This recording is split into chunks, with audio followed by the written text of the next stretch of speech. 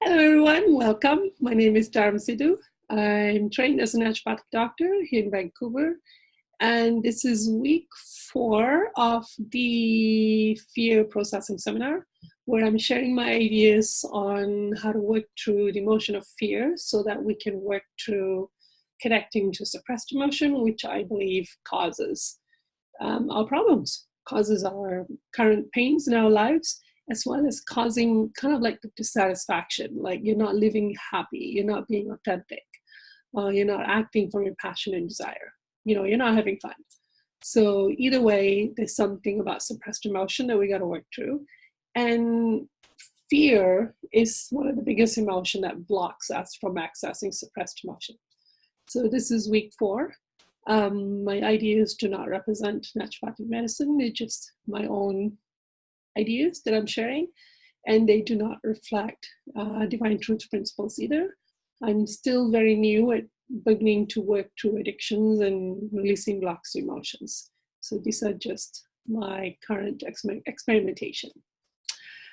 So I'm glad I extended it. Imagine that this was going to be the last session. No. So this is going to be shared publicly. So whatever you share, keep that in mind, that these are public resources to share with anyone that's interested in learning about processing fear. And last week, we had introduced the concept of emotional blocks to feeling fear. And we all had some really good ones that we talked about. And then I'm feeling through a block right now that I'll share about. And I think some of us were going to identify more blocks or start to try to process through the blocks is where we were at. And this past week, I had even more fears to work through, but I was judging my fears. I kept feeling like, how much fear can you have? Are you just avoiding the real issue? Are you just trying to feel fear so you don't have to feel anything else? And it's like, no, it's not very pleasant. So I don't think I'm doing that. But why am I only in fear all the time? What about the crying stuff? I want to cry hours and hours and get stuff out. So I noticed that I was judging myself for the fears. And then at some point during the week, I started to get even more memories of what the fear is about. Because when I start feeling fear, I don't know what it's about, and I don't need to know. I'm at that place where I just feel the fear and it'll take me to the emotion or the memory. And so I started to get more memories from childhood events that were creating the fear and or that I was afraid to remember. And these were brand new memories that I haven't had before. So it's really good to not guess what the situation is about, because then you will tell yourself that you know what you know, and now you're feeling the wrong emotion. Just stay in the emotion. And as I fell into that memory, I'm about 9 or 10. In just that one situation alone, I realized that every single day of my life as a child was frightening, that I was afraid every day of my life. And that logically, it made sense to me that I should have a lot of fear. So I give myself permission to go, but there is a lot of fear. Not only did I have grief and shame and all the other emotions, I actually had fear by itself. And so it was interesting that I've been feeling fears, releasing fears for 3 years or more. And I still judge myself for experiencing fear. And then I just connected to another block I have to feeling fear. And the block is that I feel I'm a coward. If I'm feeling afraid, that means I'm a coward. And so I'm letting myself feel, I feel I am a coward. Not that I am a coward, but I feel I am. And so when you're connecting to your blocks, remember to associate that I feel I am. Because somebody in your childhood made you feel you are a certain person, it doesn't mean that that's who you are. And so calling myself a coward is a judgment and a blame. But if I feel I'm a coward, I'm disconnecting from the label and staying in the feeling. So I'm letting myself feel, I feel I'm a coward. I feel I'm a coward. I keep writing it down over and over. And then I start to feel, oh, cowards ashamed. In this past week, I noticed that I was projecting a lot of judgments at others that I thought were cowards, which is kind of like, oh, that's what was going on there. And so I can see myself now always judging people that I perceive as cowards because that's what I feel I am, and I'm ashamed of it, but I don't want to feel it, so then I project it at the environment. And as I start to feel that cowards are ashamed, cowards are going to be judged, cowards are going to be blamed, cowards are going to be treated with condescension. You're not going to get any worth if you're a coward. So now the memories are coming in of how I was treated as a child, if I was perceived as a coward, and how I was shamed and laughed at and teased. And so now those memories are coming back. And what that means is that when I was feeling fear, the environment projected at me, oh, you shameful thing, you're a coward. And that stopped me from feeling my fear because I'm afraid of experiencing that judgment. So by letting myself feel, I feel I'm a coward, I'm now beginning to grieve that it was my environment that was treating me badly. So it starts to give a little bit of perspective. But I'm still new. It's only been about an hour that I connected to this feeling. And I'm beginning to feel shame. I'm feeling a lot of shame right now. Shame of who I am, shame of what I do. A lot of events preparing for this workshop were creating shame. So I'm letting myself feel shame. I feel shame. And then, as I continue to feel it throughout the day, at some point, there'll be some kind of resolution. So I may start to cry that I feel I'm a coward and what a terrible thing it is. And I can also see the addictions I've created to get away from the feeling. So if I am to give an example, I'm going to open up my doodle board. I've been so patiently waiting for an opportunity for a doodle board. And here we are. So let's see.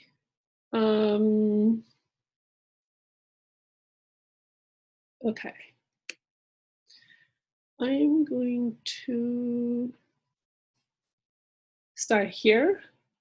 Say I have an emotion as a child of,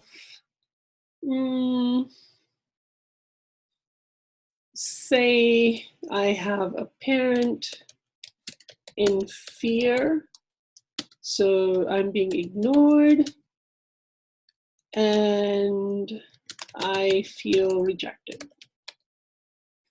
Okay. Now, I'm going to be expressing it. I'm having some trouble here. So now I'm going to be, I'm just trying to draw a straight line here. Look at that. I'm going to express my sadness. And then what happened is straight line. Now my parent grief and conscience is triggered. Here, the parent is making a choice.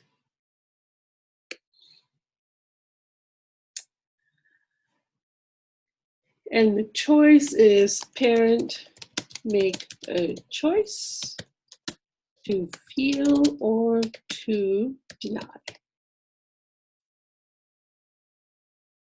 And then say the parent chooses to deny. So now the parent is going to treat me in a painful way to suppress my grief.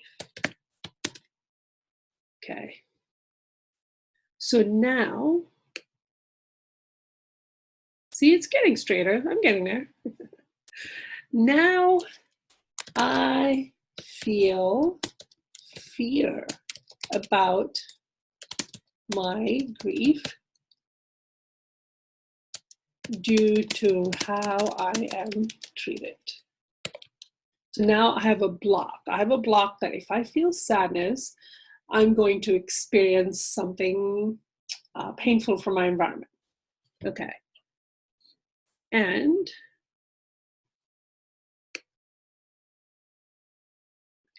now I'm a smart kid. And what am I going to do? I'm going to start to express my fear.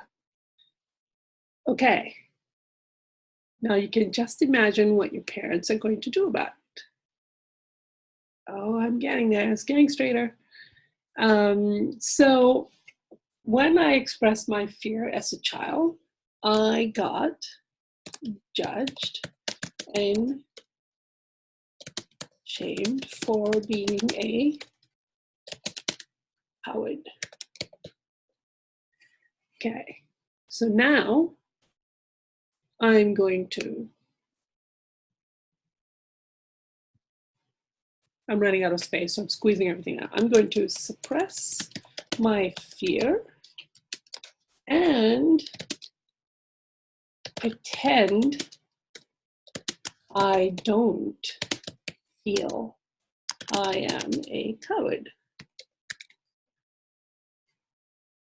So now I'm going to create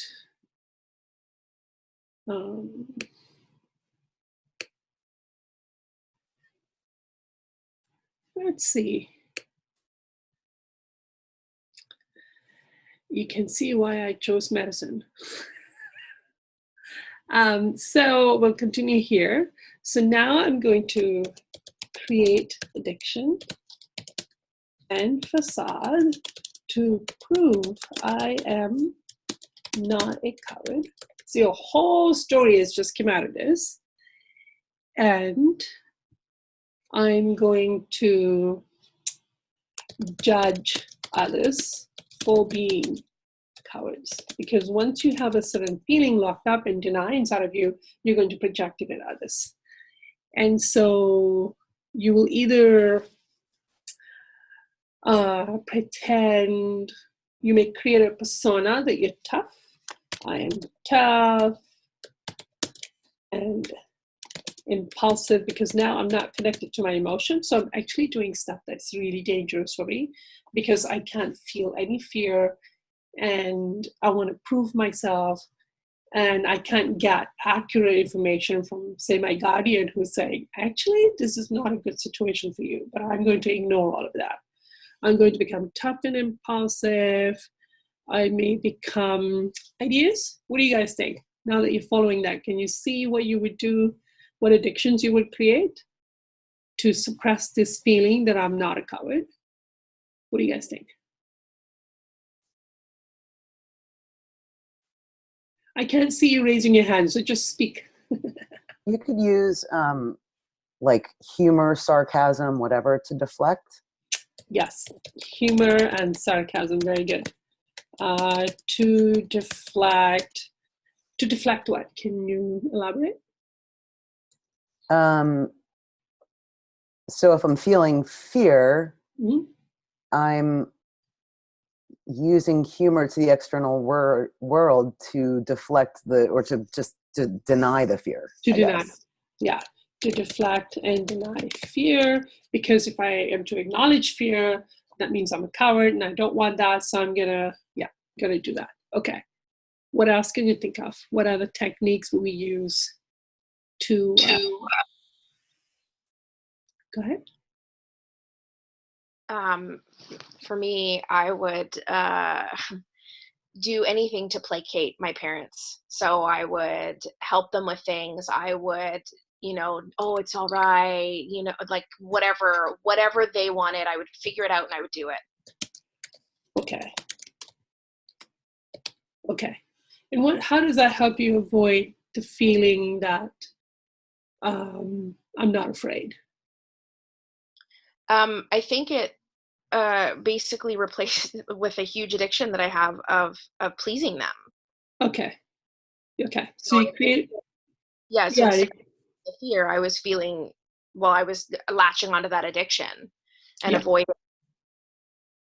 having to feel fear. Yeah. Especially if the fear was created because, yeah, I'm trying to imagine the scenarios. If you're being rejected for being who you are or triggering their emotions, or maybe they're feeling fear and you're feeling rejected, because when the parent is in fear, you contract, and then there's a like a disconnect with the child, and child's feeling nothing, no love coming. So then you do anything to bring that feeling back. So if placating them, make them feel better, calm their fears, then you're reconnecting with them. So yeah, that can also create the addiction. Like I'm just trying to play out how that will come to be. Does that play out for you, Casey? Yeah. That's how that shows up? Okay. I'm also going to create bravado. I'm going to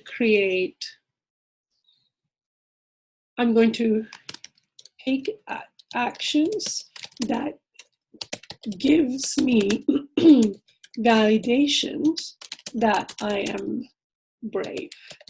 So this is where I was thinking earlier today, going, oh, is that how we come up with the hero facades we have? Because there is doing something heroic, but then you want to be seen, you want to be validated, you want to be honored and glorified for being a hero. That I was thinking, is that why I want it? Because I'm just trying to avoid this feeling that I feel I'm a coward, which came from how others treated me. So that's an example of how we create layer after layer after layer. And then I'm feeling a lot of pain from trying to get validation all the time for how brave I am. And I'm exhausted from it. There's a lot of pain in my life because of it. And I'm going, I can't do this anymore. It's not even real. And so now that I'm walking backwards to it, and I'm trying to surrender to more and more fears coming up, I've now come upon the block of, I feel I'm a coward. And just from an hour of feeling into it, I'm already feeling lighter. I'm feeling like, oh, is that all I'm feeling? I feel so relieved that I've admitted to myself that this is how I feel instead of fighting it all the time. I'm almost 50 and I'm always fighting this feeling. Finally, I'm just sitting in my own skin going, I feel I'm a coward. It's just a feeling. And so what if I am? What about it? I'm allowed to be a coward. Why? What is wrong with that? What is the big deal? So I'm asking those questions so that I can start to get answers from the little child. Like, so what that I am? When we're living in fear, we are being cowards. And we're all doing it. So, okay, what about it? We're allowed to. God has no expectation on us that we're supposed to be a certain person or have certain actions, or we're loved and accepted unconditionally no matter what we choose to do. So I'm trying to figure out. I think it'll take me to what, that if I'm a coward, I'll have no word. And that's probably where it's going to take me. But yeah, that's an example of how I'm working through my block. Comment about that, or any blocks that you guys have started to dig away at this week? Jill? So one of my big blocks is that like if I feel this, I will lose my Yes. My family, right? Yes. Because of all the damage that my family has done to me as a child. Mm-hmm. I feel that if I feel into that and I start to grieve that, Mm-hmm. that and this goes back to them, that I will actually kill them. Like this will kill them, just because I'm owning who I am, that I can't give it back. I can't give it back to them,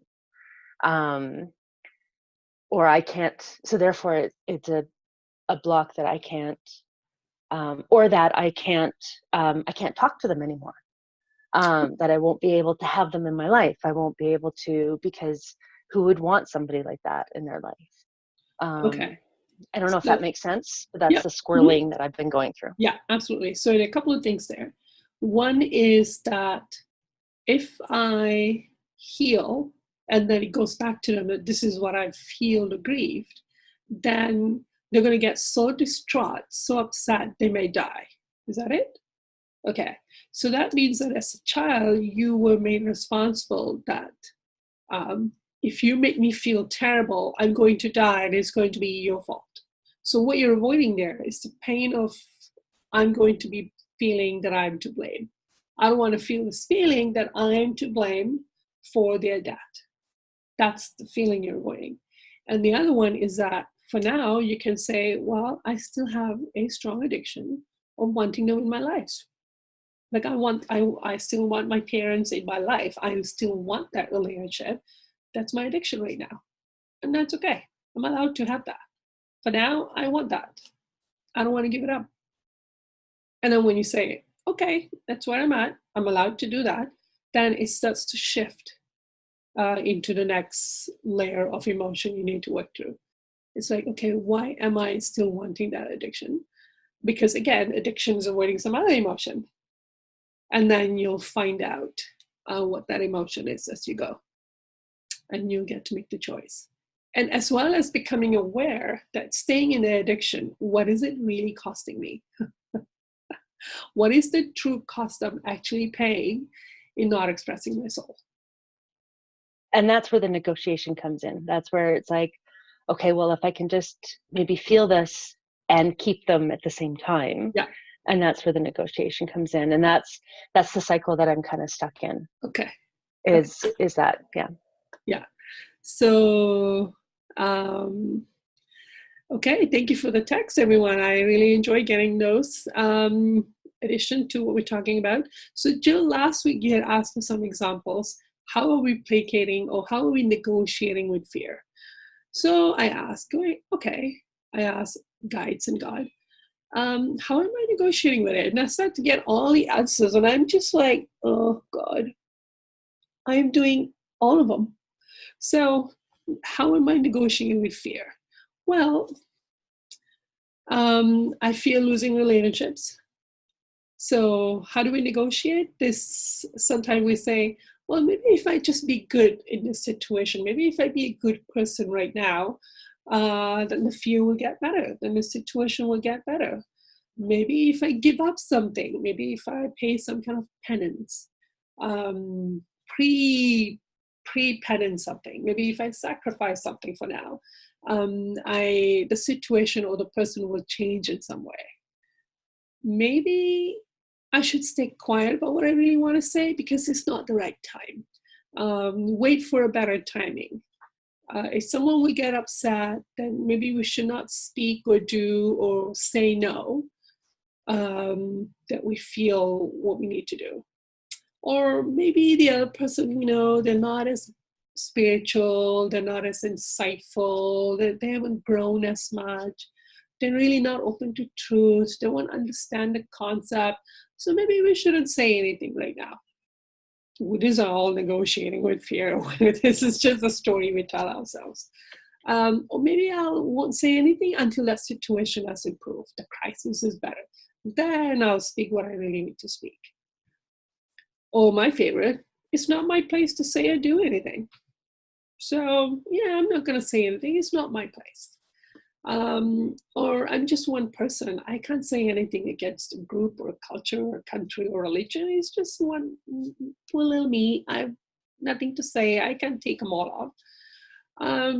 Or first I'll take care of my living expenses. First I'll make sure I'm earning enough money to take care of myself, however I need to. And then I'll think about the environment and how I can help other people. And that's also negotiating with fear. Or the one I'm doing, maybe I'll wait till so-and-so pass away and then I'll share my story, which is basically what you're saying, Jill. Or I'll keep secrets that may upset others. For example, if you've had an affair, because what they don't know can't hurt them. It's just a past anyway. It's in the past. It's fine. I got tired of writing the list down. I'm like, okay, enough. I don't want any more examples. We're good. So, but you can see those are all examples of how we negotiate with fear. And if you release your fear about it, you will take those actions. It will not. You will not feel responsible for the fallout the other have for you speaking the truth for the purpose of telling truth, not for the purpose of judging another, or feeling superior, or feeling more powerful, which are some of my addictions that I've done stuff coming from that kind of dark place. But, you'll just speak the truth. Yeah, there's even another truth that I'm too afraid to say it even now because this is going to be a public recording and I'm not going to say it. And it's like, wow, I am that afraid of speaking out because I'm afraid of being attacked. Or I'm afraid of making people feel terrible. They feel terrible already. Don't give more. They're going to feel even more terrible about what they've done. So hopefully I'll speak it next session. We'll see. I just got to keep working through my emotions about it. So Amy's got a text for everyone. So yeah, so Amy, you don't want to have to, are you okay with me saying this out loud, Amy? I'm just out of respect you texting it. So terrified of getting in trouble or getting blamed for things and therefore having things taken away from me that provides me my freedom, taking things stolen, being shamed and made example of in public. And therefore you're going to feel lonely or you'll be forced into a situation that brings up shame. Okay. So what I want to say to that is that these were the things that happened to us as children. We've already gone through them and we don't want to remember how terrible it felt that those things were done to us. And then I think from what you're saying, Amy, it's also about feeling helpless. Helplessness is going to come up. And I don't want to remember how helpless I felt, that I did nothing wrong. I didn't deserve it. And yet people could treat me terribly and then blamed me for it. And there was nothing I could do. There was nothing I could say to protect myself in any way or to even speak up and say, this is wrong. So there's helplessness that will come up for you. Yeah. Wendy. So Amy, thank you for putting that in the chat because you just brought something up for me, which I'll talk about in a second. Well, no, I'll start there. Something came up for me this week for whatever reason. So there's one of my business partners, we will be on the phone and then he'll tell me he's going to call me later and he never calls me. Right. And so I sent him a, sarcastic text, I guess, that evening. Oh, don't worry about me. Just the forgotten child. It's the story of my life, whatever. He sent me back a Maya Angelou quote, that when I finally talked to him, I'm like, no, this actually isn't my story. And it's not like, that's like my abuse is my story. Yeah. But I thought about it and I sort of moved into it and it is actually the truth. I was born when I was born because my parents expected my brother to die. And, right. And my mom wanted, 2 children 3 years apart and before she turned 30. So they had to have me when they did. When I came into this world, I wasn't sick and I ate. And part of what my brother's issues he didn't eat. And so I was this like set it and forget it kind of child. Yeah. And then I carried that like through my life as being the good girl. Yeah. And I was the one that they didn't have to worry about because they had to worry about my brother all the time. And so I think I have some of that. I'm terrified of getting in trouble or being blamed. Like I think that was a setup. And so I need to take a look at that. But the other thing I wanted to share is last week I told you about my block of around dissociation. And I sat with that all day. And what I really connected to was when you said that I could take it in short spurts and like set a timer, which was very much, it was like, I'm in control of this. Yeah. I can be in control of this. Yeah. And I thought, you know what? And it was really the I'm in control of this piece that I sat with like all day.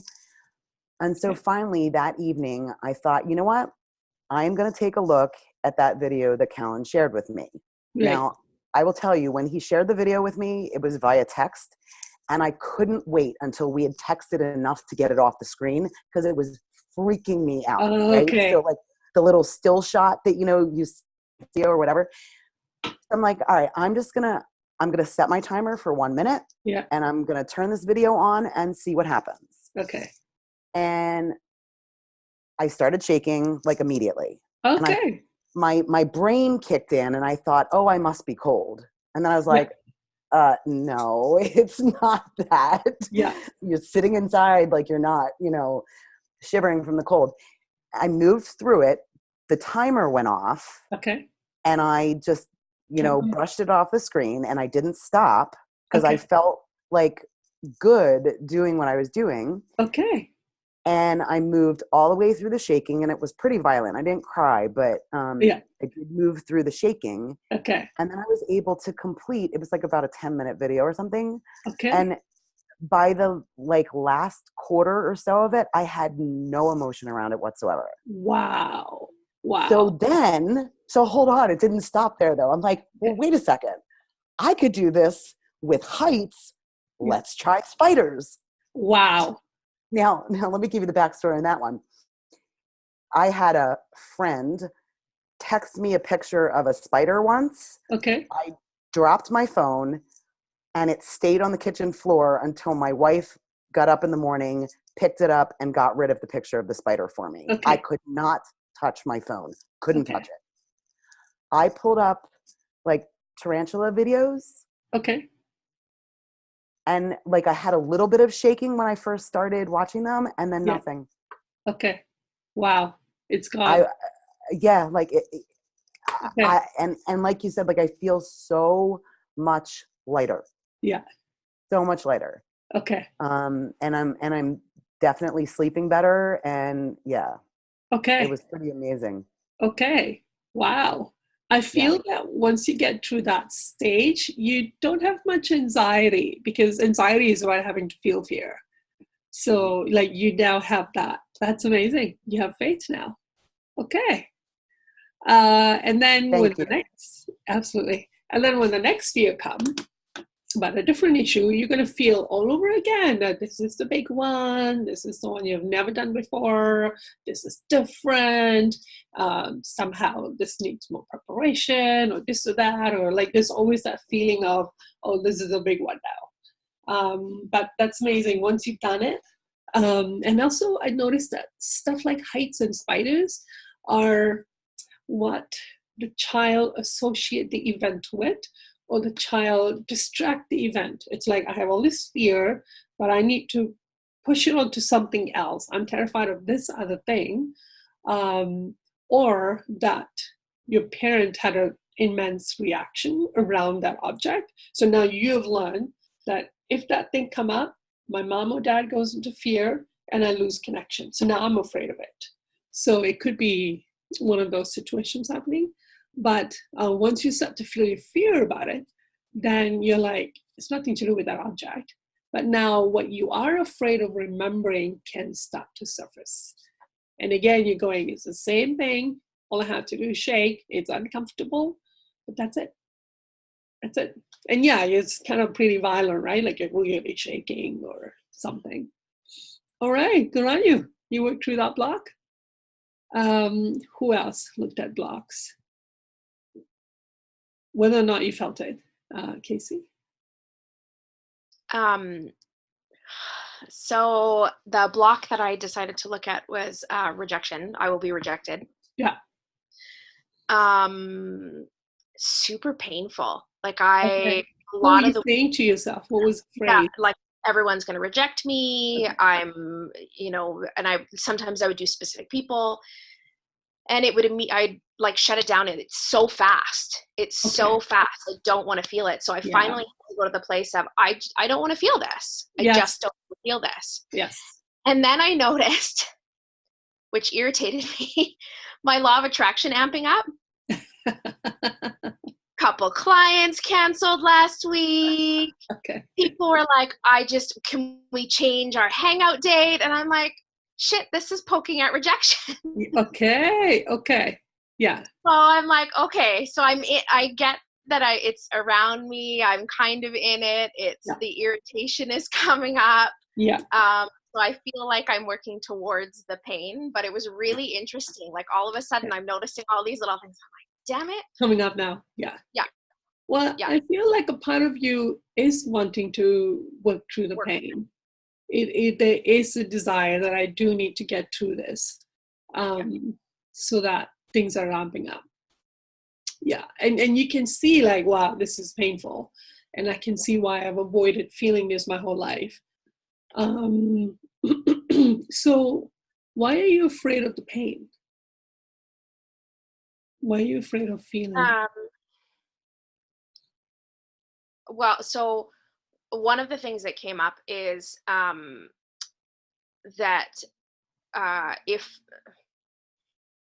like it doesn't totally not make sense, but I can't quite formulate the full. I think I was really young when this started, because I can't quite formulate a full sentence. But there's something about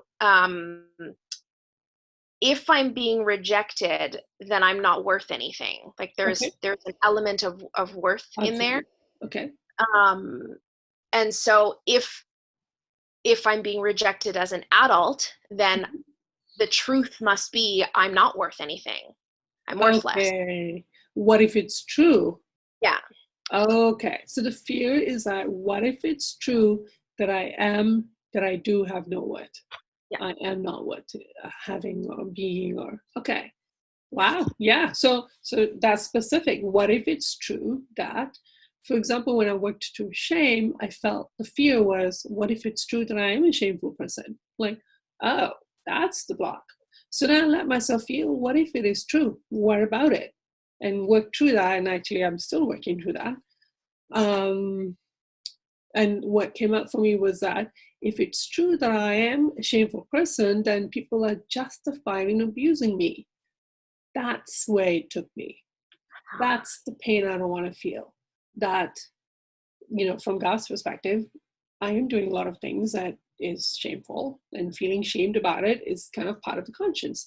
But it justifies abuse by other people and other spirits. And that's the piece I don't want to feel, the pain of people feeling like, well, and we're justified in treating you however we want, which is actually an abuse. So now I can say, oh no, that's just an excuse for abuse that people want to use.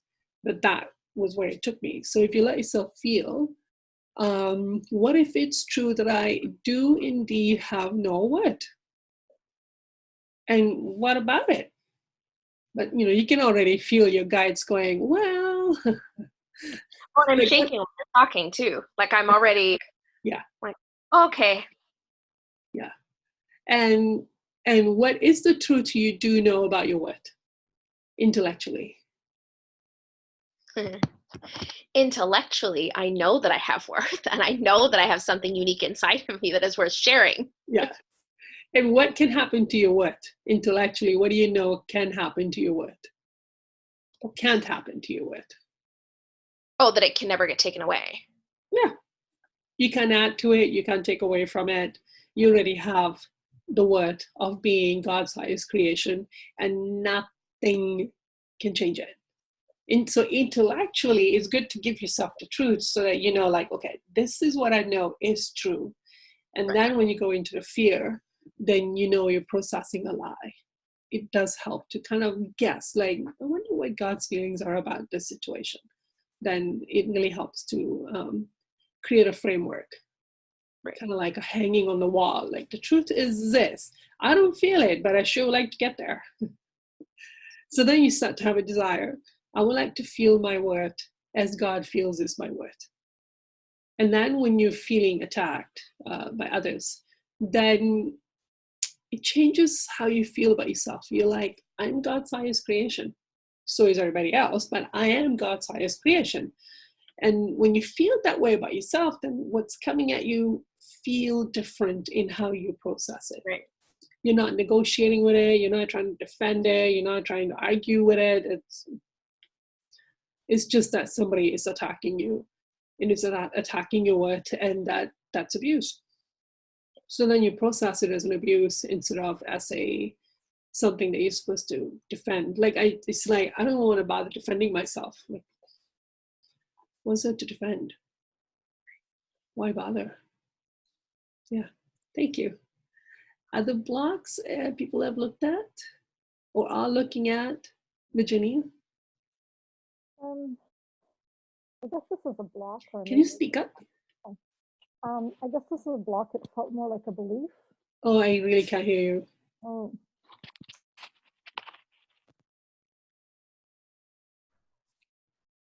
Can you hear me?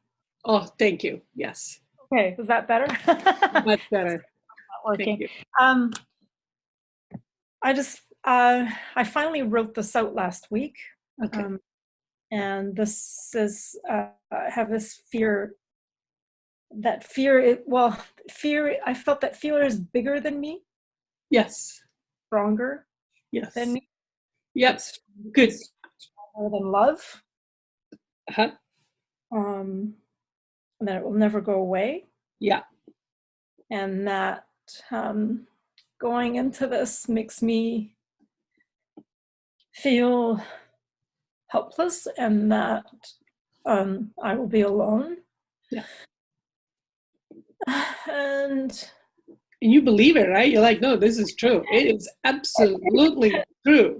You were talking like with Casey, as intellectually, I know that this is not true, but when I go into it, it feels like it is, and you do have to go through it. Yeah, every time I would look at it, it just made me cry, and Good. And I did end up spending quite a bit of time alone last week. So I think obviously that's what I needed to do. Yeah. It needed to happen.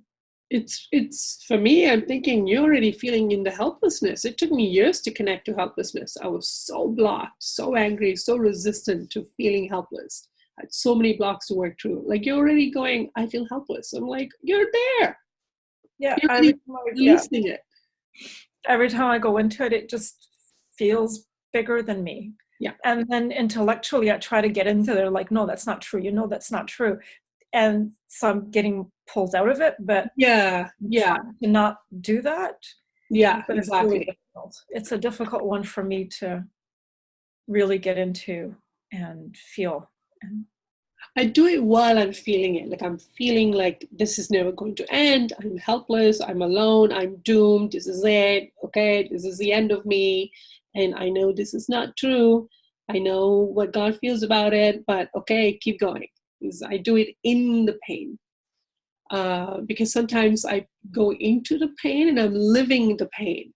And I feel like despair and I don't want to do anything. And I'm going, okay, I'm not processing. I'm living in it right now. There's a difference.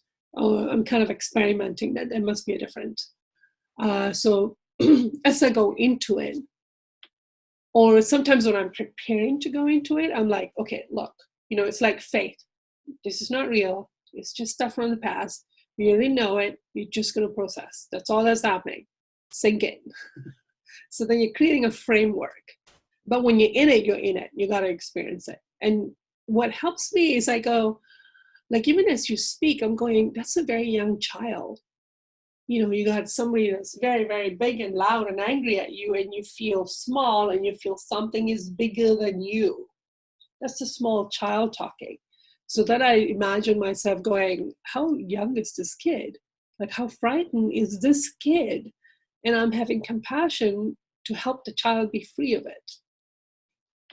So you can also see it as, wow, this is a really hurt, scared little kid in here that's finally being allowed to grieve what happened. That also made me feel more empowered somehow. Now that you mentioned that, I know what you're saying. Yeah. I feel that it is from a long time ago. And it is, and you start to go, this is a child feeling this emotion, like this is a little kid is feeling this terrifying. and despair and there's no hope for me, like, wow, what did I go through? So you start to have permission to let yourself feel like that's awful. And the more you have that, the more empathy you have for other people who may come to you and say, well, my life was a lot better than yours. You had it bad. And you're like, no, you gotta, somebody's gotta give to that child presence and empathy and say, that's a lot of pain for a child to experience. Yeah, and then how are you going to learn to trust anybody if you can't trust anybody as a child? Like, you can see, you're like, oh yeah, my weird character is beginning to make sense now. Now I can see where it all came from. But I can also then say, as an adult, this is a choice I'm making. Most people around me are good people. I couldn't trust who I had as a child, but that was two people, just two parents. And I'm surrounded by adults who are pretty trustworthy.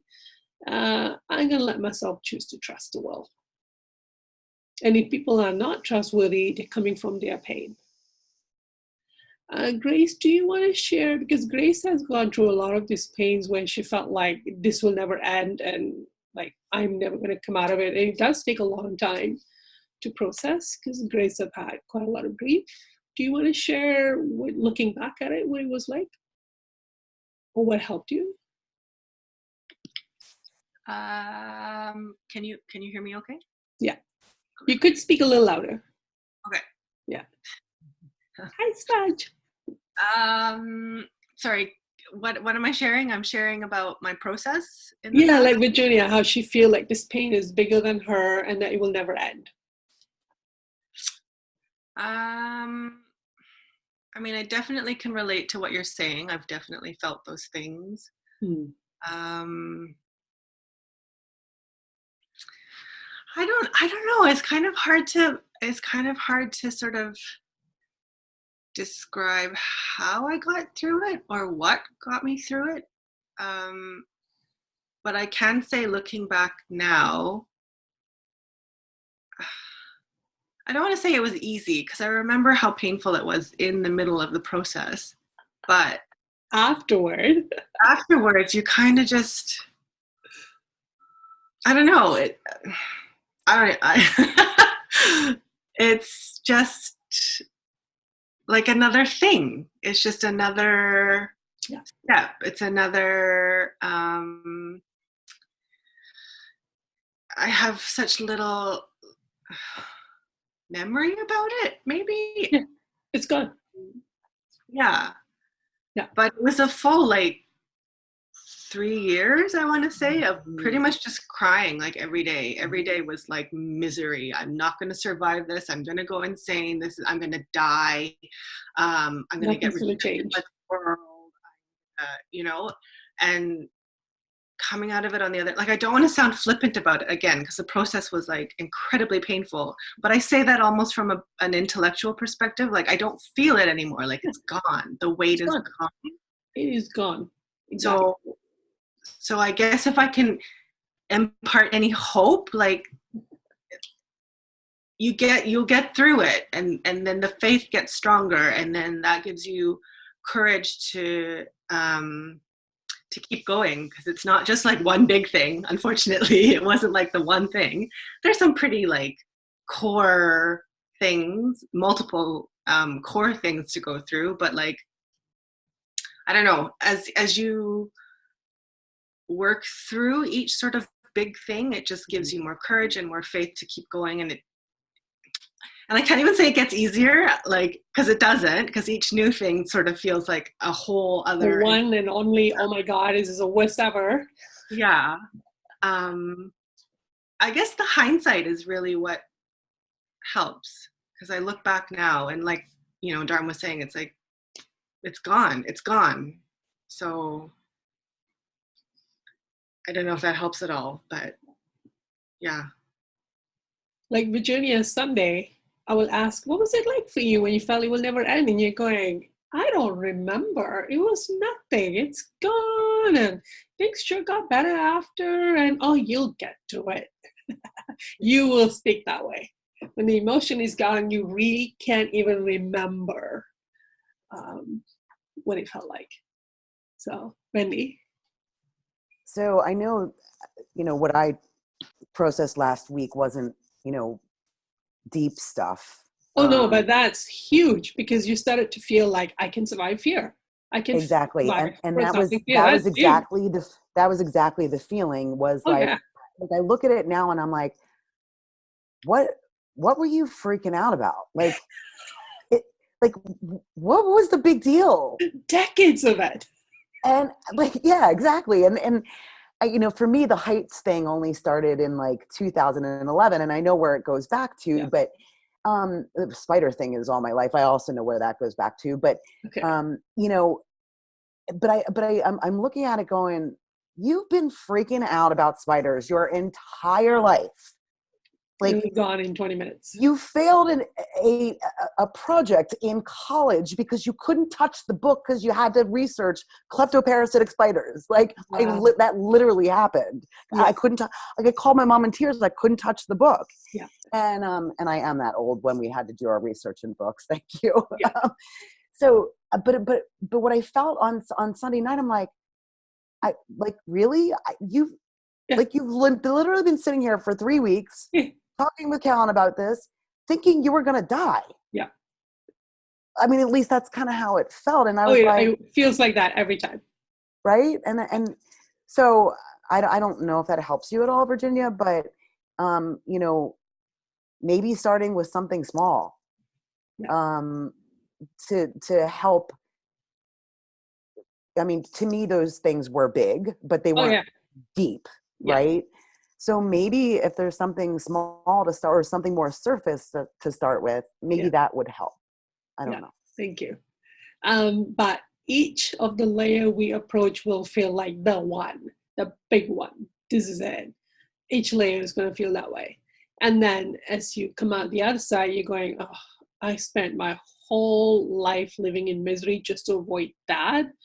So basically the event is the event from childhood, and then the fear gets big, and then the avoidance of the fear is like the rest of your life. And finally you go through it and you're going, oh, that was all it was going to take. And that's the same for all of our pains. And when you're in it though, do have empathy. It's empathy is what's going to take you through it, where you go, this is a lot of pain and I'm worth giving myself the time to express it. I'm worth it. This is what I deserve, this love and care and be attending to what this little child is feeling right now. She was really, really afraid. So it's, and always when you come to feelings of this will never end, I will die from this, or I will go insane. And I've been having I will go insane quite a bit this past few weeks. Once you hit one of those, you're dissolving a layer, you're dissolving a block. So do have compassion when you're going through it, but afterward you're going to go, this is what I'm like with fear. I'm like, oh, it's just fear. I don't want to talk about it anymore. So here's some videos. We're done. Just go watch it. Because I feel that about fear until I get to the next one. And then I think, this is it. This is the one. So, which is what I'm doing right now. Okay, thank you. But see, once you've done some, then you're like, oh, it's just another block. I can survive releasing fear. And the truth is, not releasing fear is killing us. That is what's killing us. To our actions, on the environment, to what happens to our bodies, to the choices we make around earning an income or keeping relationships that are not allowing us to express our souls.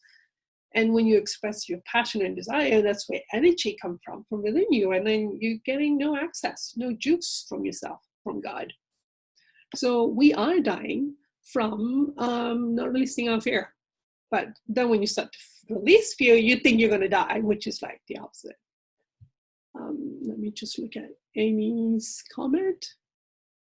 What about the feeling of being called insane, people attacking you for being insane, people rejecting you for being insane? So again, when you let yourself feel the feeling, someone is attacking me, that I'm insane, and I'm afraid of being seen as insane because. So if you start to make a list of that, I'm afraid of being called insane because there's fear of it. And once you process it, then you go, that people who are calling me insane are using it because I'm afraid of being seen that. And that, see, what happened when you start releasing fear is you'll actually start to see that when you are in fear, you are insane. You're doing things that are like crazy, like what Wendy has noticed now, going, failing exams and not taking certain careers just because of fear. That's insane. So you start to see from people around you who are living in fear, who wants you to take certain action, and you're going, yeah, you're out of your mind. So you're going to feel other people are insane because they're living in fear. It makes you do insane things. And then but then because there are more of them and less of you, they're going to say, oh no, you're the one who's insane for not feeling any more fear. You should be afraid. No, I'm not. I literally have no fear about this issue. I'm just going to do what I need to do. So ganging up by majority and then accusing that one person of being insane is a technique used to keep you in line. This type of attack. And it's the reason why we are afraid of being seen as insane, when actually it's them who's insane. But there's a reason why we're afraid of being seen as insane. And if you work through that, it's usually because people justify certain actions towards you. Well, you're insane, so now I'm allowed to do this to you. That's what we're afraid of. Darren?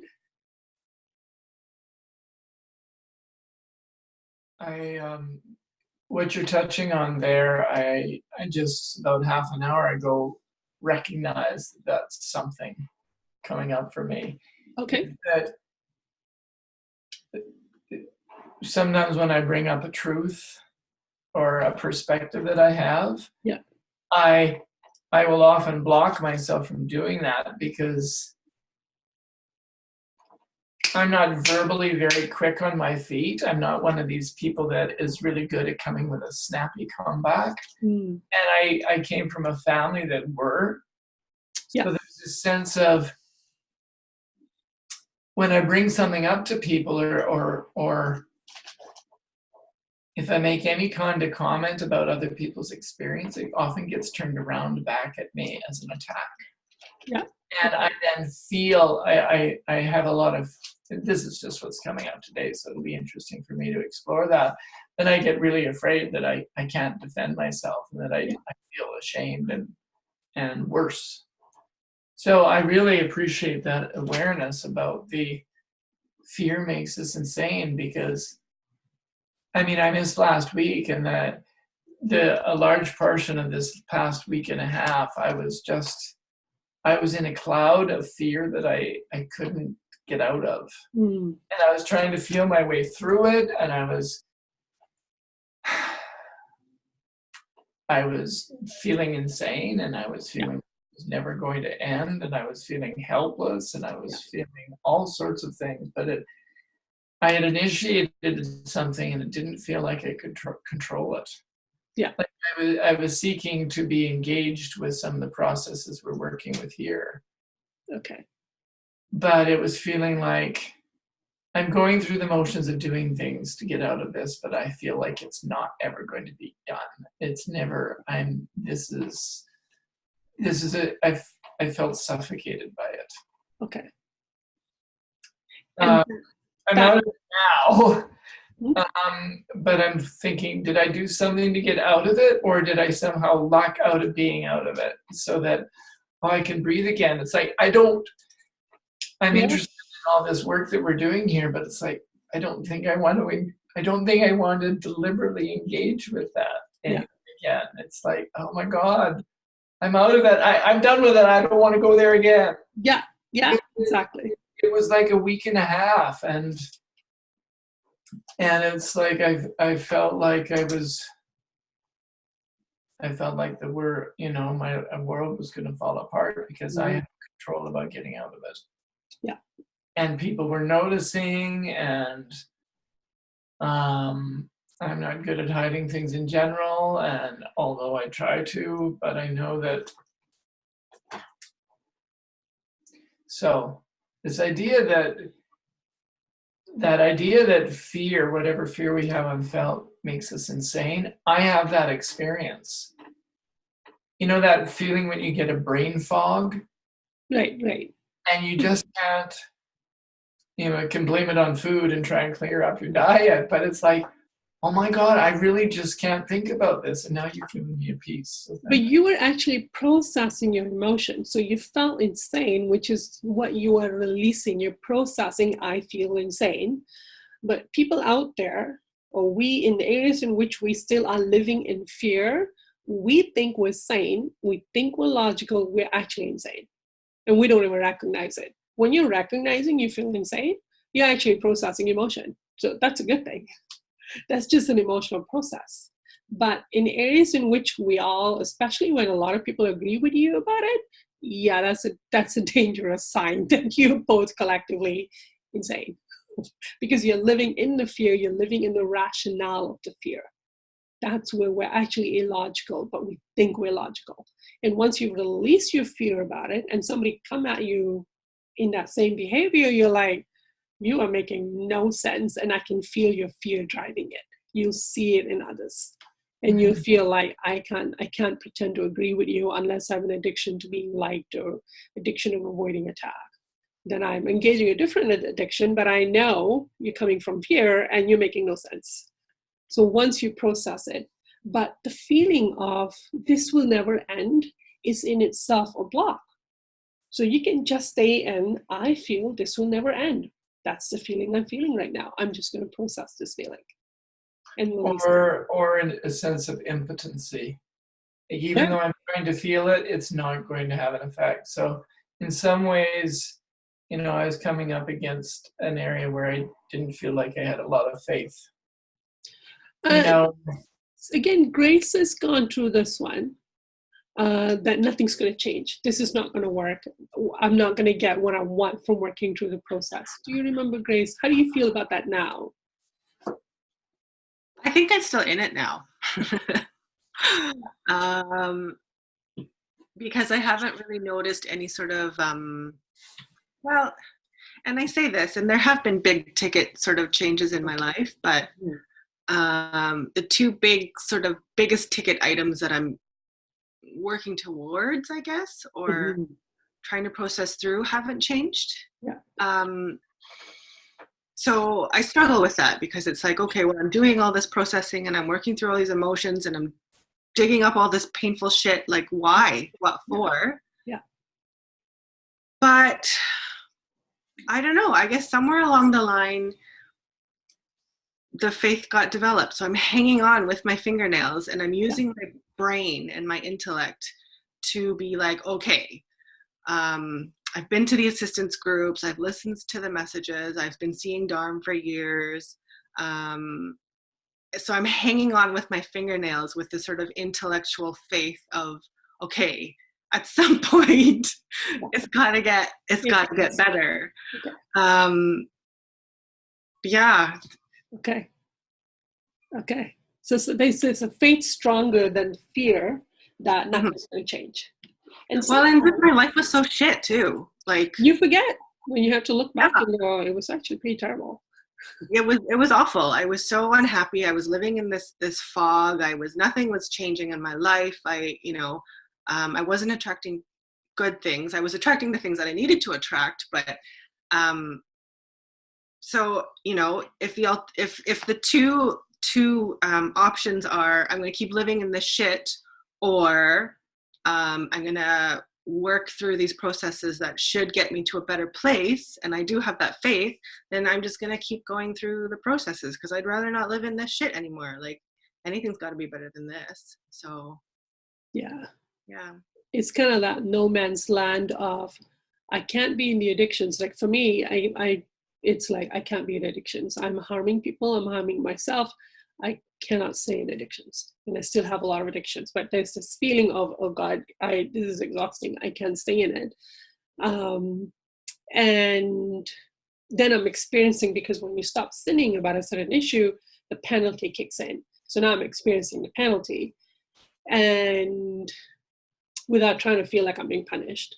And then I'm still releasing fears about remembering some things. And so I'm not seeing the result yet because I haven't released the emotion. So there's this no man's land that takes so much faith and courage to wander through. And then once you've gone through that, you look back, and then the next process is much easier to work through.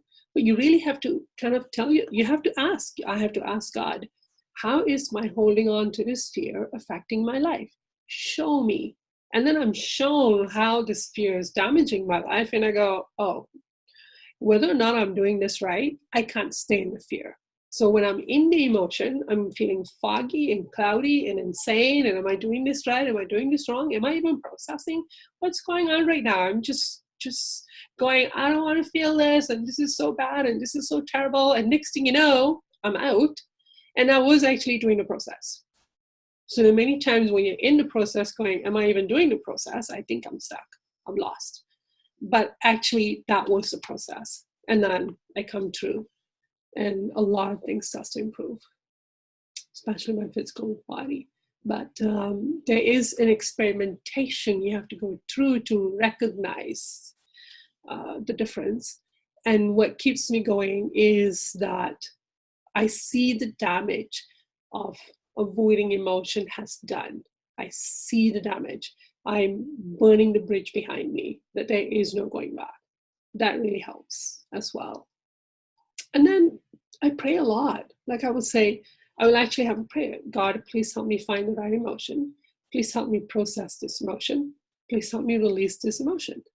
And usually the feeling gets stronger. And you're going, oh, I am in the right feeling. I was just kind of tiptoeing a little bit. And when I say, God, get this out, boom.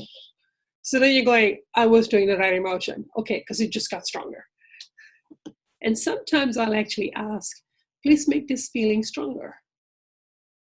Then it'll get stronger. Or I will ask, what is the truth about the situation? I feel foggy. I feel insane. Am I insane or are they insane? God, what is your truth about the situation?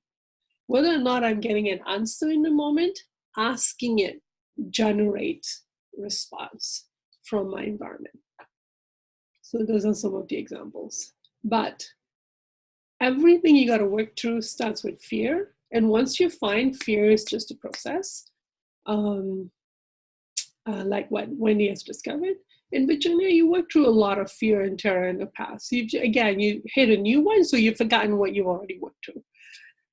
And so once you realize it's just a process, it's just a feeling, and not only will I not die from releasing fear, I'm actually now not going to die because I didn't release it. It's the opposite. And not only will I not go insane, I was insane, and now I'm actually sane because the fear is gone and I can actually see truth. And remember, any issue you have fear about, you are not in the truth about it. So I remind myself, I am in the fear that this will never end. This is a lie. And get out of the story. Get out of the story of this is what's going to happen to me in the future. And I go, no. What's the fear? The fear is I'm not in control.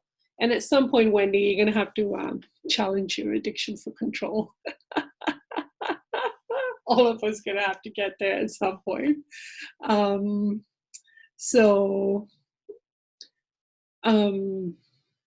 Yeah. And you'll start to feel real control from within yourself. A different type of control. Okay. Very, very good discussions today. You guys are looking at your blocks.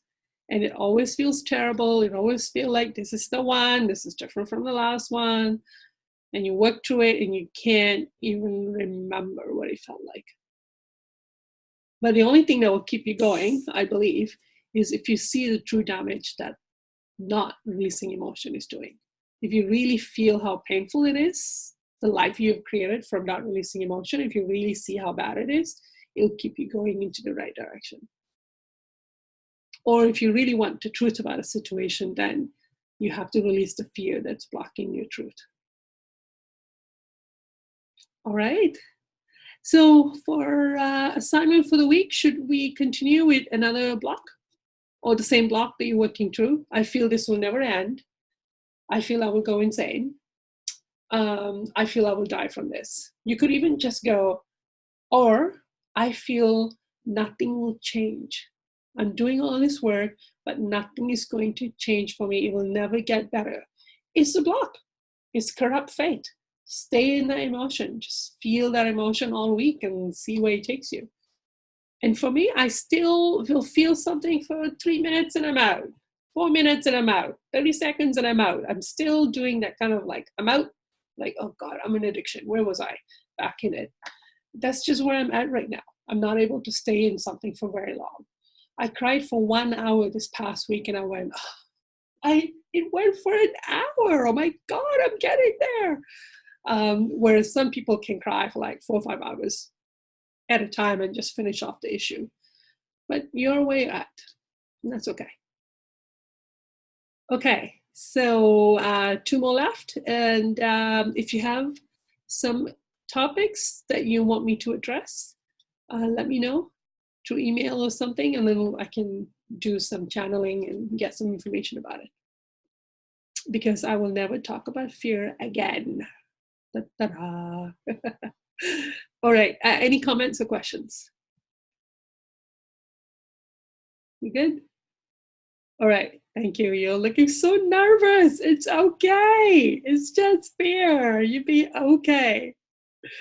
All right, I'll see you guys next week. Thank you. Thank you, Dharm. Bye. Bye.